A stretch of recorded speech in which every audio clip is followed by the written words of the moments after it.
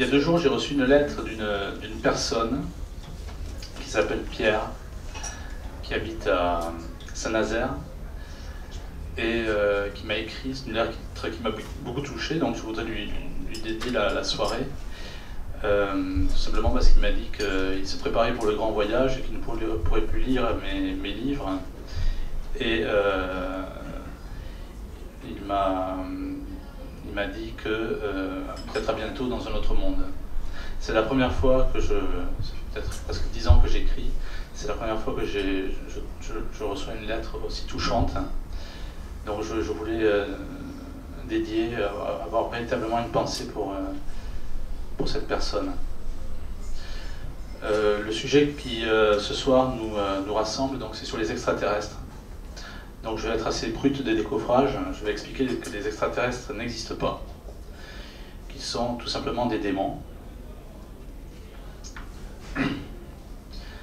D'où le titre, effectivement, sur les extraterrestres, les crop circles, le mensonge des Illuminati. Donc, si nous comprenons l'enfer, nous comprenons les extraterrestres et la possibilité de tirer des connaissances de ces entités interdimensionnelles. Mais à quel niveau se déroule cet échange? Qui en sont les opérateurs et dans quel but? Nous savons que les anges déchus connaissent depuis leur chute les lois de la nature qu'ils peuvent, jusqu'à une certaine limite, utiliser pour opérer de faux miracles, des prodiges, troublant ainsi l'esprit des hommes. Nous pouvons enfin penser que ces connaissances ne seraient pas données gratuitement. Pourquoi les extraterrestres entrent-ils en contact avec nous? Car il ne faut pas perdre de vue que la Terre est le centre de la création, comme nous allons le démontrer. Je me permets de rappeler en outre que les enfers sont des lieux effroyables où se déroulent d'énormes souffrances. La rédemption du Christ et son corps mystique, la Sainte Église et ses miracles, opposés aux prodiges, nous offrent la possibilité d'échapper au destin des âmes damnées. Je voulais le rappeler. Nous connaissons les enfers par les extases des saints. Les extraterrestres qui sont de faux saints nous égarent sur cette réalité. Les éléments abordés nous permettront de comprendre le rôle des extraterrestres dans un avenir en gestation. Donc c'est tout l'exposé qui s'articule autour de cela. Des extraterrestres qui sont des démons, pourquoi nous donnent-ils effectivement des connaissances et par quel biais? L'histoire des apparitions d'OVNI. Dans les annales du pharaon Thoutmôsis III, en 1470 avant Jésus-Christ, les scribes parlent de cercles de feu dans le ciel. Le 2 août 216 avant Jésus-Christ, jour de la bataille de Cannes, qui verra la victoire écrasante du général carthaginois Hannibal sur les Romains, des cercles de feu parcourent le ciel. D'après l'ufologue Jacques Vallée, dans Chronique des apparitions extraterrestres publiée en 1969, il expose qu'en 1768, Goethe est témoin d'un événement extraordinaire. Il se rend à l'université de Leipzig, le poète allemand raconte, donc je cite, « Soudain, dans un ravin à droite de la route, je vis une sorte d'amphithéâtre merveilleusement illuminé. Dans un espace en forme de tuyau brillait un nombre incalculable de petites lumières posées comme des marches, les unes sur les autres. Elles brillaient si fort que l'œil en était ébloui. Reste à savoir maintenant si cela était un pandémonium de farfadets ou une assemblée de créatures lumineuses, je ne saurais décider. » Il y a aussi le cas d'Alençon, dans l'Orne, le 12 juin 1790. Des fermiers aperçoivent un énorme globe flamboyant se déplaçant en très grande vitesse. Il répand sur son passage un son particulièrement strident, s'écrase sur le faîte d'une colline et arrache la végétation. Il fait très chaud. Le feu menace de s'étendre, le maire, un médecin et d'autres personnalités locales donc se rendent sur le lieu et constatent les faits. Nous remarquons par ailleurs que les apparitions des ovnis s'adaptent avec le temps. C'est-à-dire que nous observons au Moyen-Âge des caravelles qui apparaissent dans le ciel, puis maintenant ce sont des ovnis. Et tout à fait récemment, c'est paru dans un livre qui s'appelle « OVNI danger, appel à vigilance », paru en 2010. Donc c'est l'ufologue Bob Pratt qui explique qu'au Brésil, il y a des ovnis qui aspirent des hommes en quelque sorte, avec des des faisceaux lumineux bleus. Donc ce sont des témoignages, il y en a plusieurs. Les personnes donc, qui sont victimes effectivement de ces apparitions sont brûlées au 3e degré et la plupart d'entre elles meurent effectivement. Donc ces faits, on ne peut pas les nier. C'est l'interprétation qu'on en fait qui est intéressante. C'est-à-dire qu'il y a deux possibilités sur les extraterrestres. Soit vous dites ça n'existe pas, vous balayez ça d'un revers de main, et on n'avance pas parce qu'il y a trop de témoignages, on le voit de par le passé. Ces témoignages suivent la technologie du moment, voire la précèdent, comme s'il s'agissait de nous attirer quelque part. Ou alors on y croit, d'une manière assez naïve, je dirais. Moi je pense qu'il y a une troisième piste. C'est cette piste effectivement qu'on va explorer. Le général de l'armée de l'air, Denis Letty, ancien directeur de l'IHEDN, qui est l'Institut des hautes études de la défense nationale, a fait un rapport qui s'appelle le rapport Cometa, qu'il a remis en 1999 à Jacques Chirac, qui était président, et à son premier ministre Lionel Jospin.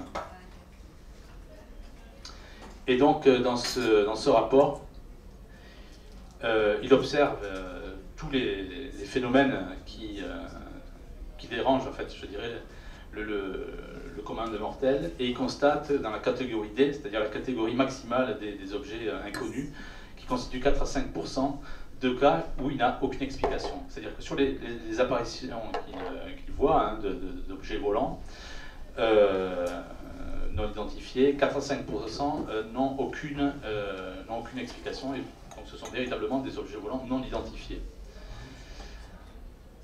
Il observe, donc c'est un général qui travaille avec des amiraux, des gens de l'armée, ce que j'appelle des gens qui ont le cerveau particulièrement bien cadré. Ils ne sont pas évaporés. Et donc le général Letty observe donc des apparitions d'ovnis, mais tout se déroule dans l'atmosphère. C'est-à-dire qu'il ne voit pas d'ovnis, c'est ce qu'il explique dans le rapport Cometa, venant de l'univers pour entrer dans l'atmosphère. Tout se déroule dans l'atmosphère. Et un autre cas tout à fait intéressant, les ovnis qu'il étudie, dans le cas de l'Iran, disparaissent en 1979 quand les ayatollahs arrivent au pouvoir. C'est-à-dire que quand les ayatollahs arrivent au pouvoir, les ovnis disparaissent. C'est une observation. C'est comme ça.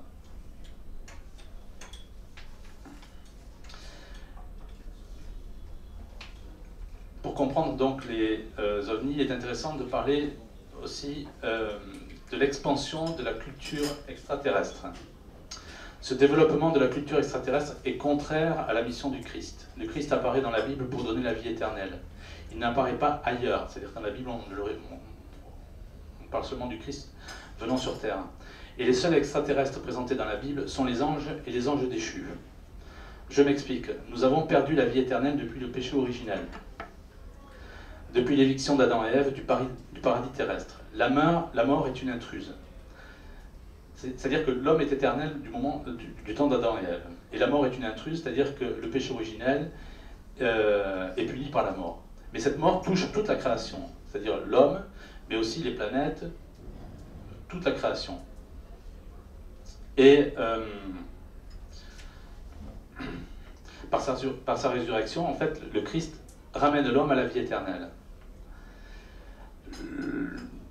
Le révérend père Placé, par exemple, au XVIIe siècle, expliquait que, c'était un scientifique de l'époque, expliquait que les astres brillaient moins qu'au moment de la création ou juste après. C'était pour démontrer que le péché originel, donc, avait touché les étoiles, les planètes, enfin. Et puis, est-ce qu'il paraît aussi que les êtres étaient plus grands avant? Excusez-moi, madame, on verra plus tard. Malheureusement, la science avance sur d'autres principes, sur des principes extraterrestres. Crowley affirme « Notre but est la religion, notre moyen est la science ». Aleister Crowley est d'ailleurs un franc-maçon du 33e degré. Il avoue qu'il sacrifia de 1912 à 1928 150 enfants par an dans son livre « Magic in Theory and Practice ».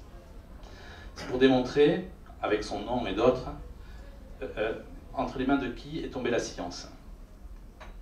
Jack Parsons, qui était un de ses adeptes, un sataniste au placé, qui était le père du programme spatial américain.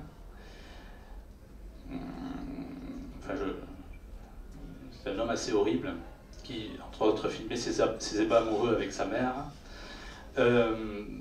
est au centre, effectivement, de la science, de la nouvelle science américaine.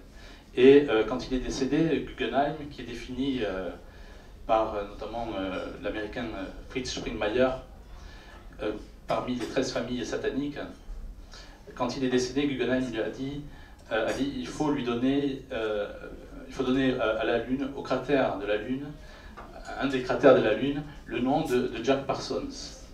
Mais il n'a dit pas n'importe lequel cratère, un cratère de la face cachée de la Lune. On voit une fois de plus, hein, de par ces personnes, et on va le confirmer au fil de l'exposé, que la science n'est pas du tout neutre. En 2003, par exemple, le président George W. Bush, annonçait pour 2009 le projet d'une mission habitée sur Mars, Prometheus. Elle cherche des indices de vie dans l'univers. Nous sommes encore une fois là, en dehors du champ de la Bible, en dehors du champ du Christ. C'est-à-dire, on va chercher la vie ailleurs que sur la Terre. Et le cas qui suit est particulièrement signé. La sonde Beagle 2. Il faut savoir que Beagle, c'était le bateau qui a mené Charles Darwin sur les îles Galapagos. Là, c'est une sonde Beagle 2 qui devait se poser sur Mars le 25 décembre 2003 pour chercher des indices de vie. Le 25 décembre, la sonde Beagle 2, donc c'est vraiment signé, devait se poser sur Mars pour trouver des indices de vie. Ça n'a pas eu lieu parce que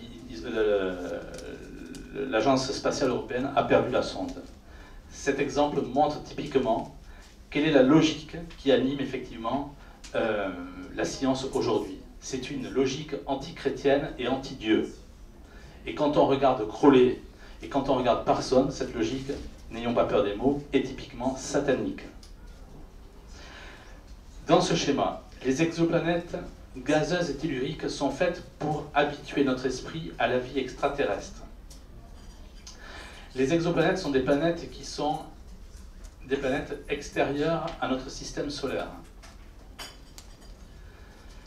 Le 6 octobre 1995, la presse présente la découverte de la première planète extrasolaire, qu'ils appellent 51 PEG-B, qui est une gazeuse. Malgré les calculs très affinés, les scientifiques estiment très généreusement le diamètre de l'exoplanète entre la moitié et le double de celui de Jupiter. En fait, ils n'en savent trop rien. Pendant les 8 prochaines années, 107 exoplanètes auraient été localisées. En 2007, elles seraient plus de 200. Le 20 avril 2007, le journal britannique Daily Mail informe ses lecteurs qu'une planète comme la nôtre tourne en orbite autour de l'étoile Gliese 581, à plus de 20 années-lumière de notre système solaire. Cette exoplanète est de type tellurique, c'est-à-dire qu'on a commencé avec les exoplanètes gazeuses et on avance avec les telluriques. Tout ça pour nous habituer à penser que la vie peut être possible ailleurs que sur la Terre. Et je vais vous montrer après que la Terre est véritablement, avec quelques exemples, le centre de la création. Ce qui est étrange, c'est que l'ellipse des planètes, enfin, de notre système solaire est cependant située à une distance respectable du Soleil, supérieure à 3 unités astronomiques. C'est-à-dire, une unité astronomique, c'est Terre-Soleil, la distance. Au contraire de 75% des exoplanètes qui orbitent à proximité de leurs étoiles. C'est quand même un peu choquant. Mais les scientifiques donc, qui veulent nous amener sur ce terrain-là ne nous expliquent pas tout ça. Ils nous disent, voilà, il y a une moisson très généreuse d'exoplanètes, où je répète, on commence par les exoplanètes gazeuses et ensuite les telluriques, pour nous faire penser que la Terre ne serait pas le fruit d'une création surnaturelle, mais plutôt le fait du hasard. C'est typiquement du darwinisme, de l'évolutionnisme. Du moment que l'on admet que la Terre est effectivement la conséquence d'un accident, cette conséquence accidentelle doit pouvoir s'être produite ailleurs dans l'univers. Mais les scientifiques ne pensent en aucun moment, quand ils observent ces planètes, ou soi-disant planètes à proximité du Soleil, qu'elles puissent être des étoiles avortées, c'est-à-dire des étoiles qui n'auraient pas eu assez d'hydrogène et d'hélium pour faire leur combustion. Et en plus, ils ne disent pas que ces planètes sont observées dans des lieux extrêmement poussiéreux. C'est-à-dire que la Terre et notre système solaire est dans un endroit de la galaxie qui est très peu poussiéreux. Donc toutes ces suppositions ne sont pas échafaudées, et vous avez des exos, ce qu'on appelle des exobiologistes, qui, malgré ça, vont s'amuser à imaginer qu'il pourrait y avoir la vie, parce que la température serait de 20 degrés, et qui font des dessins pour effectivement habituer notre regard et notre pensée sur une vie qui serait effectivement une vie possible ailleurs dans l'univers. Donc on voit le cheminement du mensonge. La recherche de l'eau va dans le sens de cette culture extraterrestre. Par exemple, l'hebdomadaire American Time utilise dans un sous-titre choc mais mensonger, des astronomes ont détecté de l'eau sur des planètes autour d'autres étoiles. La grande gifle qu'a reçue la science, c'est par exemple le cas, on le voit avec le cas de la sonde Stardust, qui est un projet de la NASA. Cette sonde a été lancée le 7 février 1999 en direction de la comète Wild 2, qu'elle a rejoint le 2 janvier 2004. Cette sonde a étudié donc la comète Wild 2, son noyau, et elle n'a trouvé que de l'olivine. L'olivine, c'est une roche qui se transforme en serpentine avec de l'eau, au contact de l'eau. On n'a trouvé aucune trace de serpentine. Pendant des décennies, la science nous a bassinés en nous disant « mais le noyau des comètes est fait de glace. Il n'en est rien ».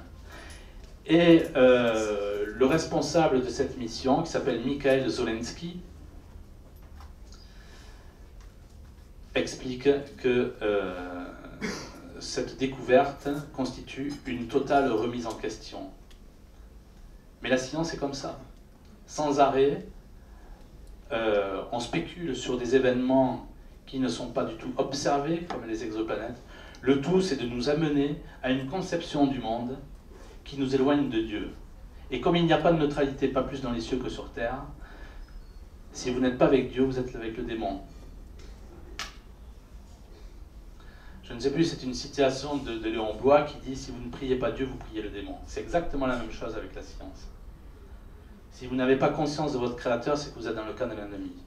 Je suis désolé de vous le faire aussi brut, mais c'est la stricte vérité. La science-fiction est faite, elle, pour cabaliser les esprits. Les extraterrestres, que vous le vouliez ou non, qui sont anti-chrétiens et anti-catholiques, je dirais surtout, tirent leur essence de la Kabbale. Ce n'est pas du tout neutre. La Kabbale, qui est la loi orale et secrète, abrite des entités ressemblant à des extraterrestres, des formes déterminées et multiples de créatures. Elle voudrait établir une correspondance de structure entre deux mondes, le monde du visible et l'Ensof, c'est-à-dire l'univers ou l'infini. Cette thématique est toujours reprise et ne mentionne jamais les anges. Nous sommes dans un champ contraire à celui du catholicisme.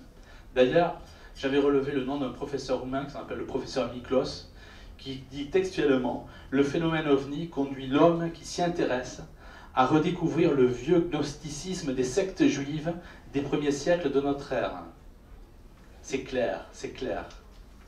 Et on va continuer, vous allez voir. Herbert George Wells, qui est décédé en 1946, illustre cette tendance. Il étudie la biologie sous la direction de Thomas Henry Huxley, le plus ardent défenseur de Charles Darwin. Sa croyance en l'existence d'extraterrestres de martiens, donc la croyance de Wells, provient d'une conception évolutionniste.